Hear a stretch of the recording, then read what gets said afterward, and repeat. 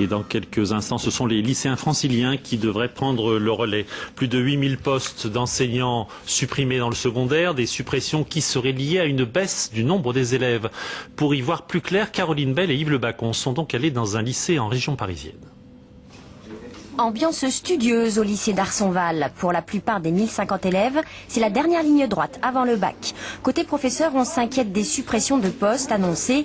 Sur une centaine d'enseignants, 2 départs à la retraite ne seront pas remplacés à la rentrée.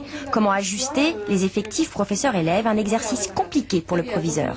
C'est un casse-tête pour tous les chefs d'établissement. C'est vrai qu'il y a encore des incertitudes sur les doublements au baccalauréat, des incertitudes sur les rentrées de seconde, sur les sorties de seconde dans différentes premières. Les élèves n'ont pas encore complètement fait leur choix.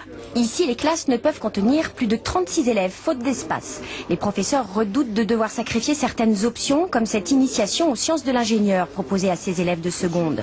Côté rectorat, on parle d'une chute drastique des effectifs dans les lycées. Je ne pense pas que la moitié des élèves vont disparaître, quoi. Et qu'on a bien compris aussi que d'ici 2 ou 3 ans, ce creux démographique allait être comblé.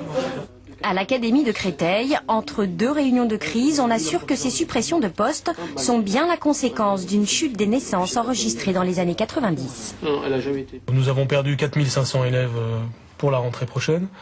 Donc sur 3 années, c'est autour de 12 000 élèves. Donc nous tenons compte de ces baisses pour ajuster nos moyens humains. Dans cet autre établissement, 2 classes vont disparaître et 9 postes d'enseignants. Certaines suppressions sont contestées, comme celle d'un professeur d'anglais.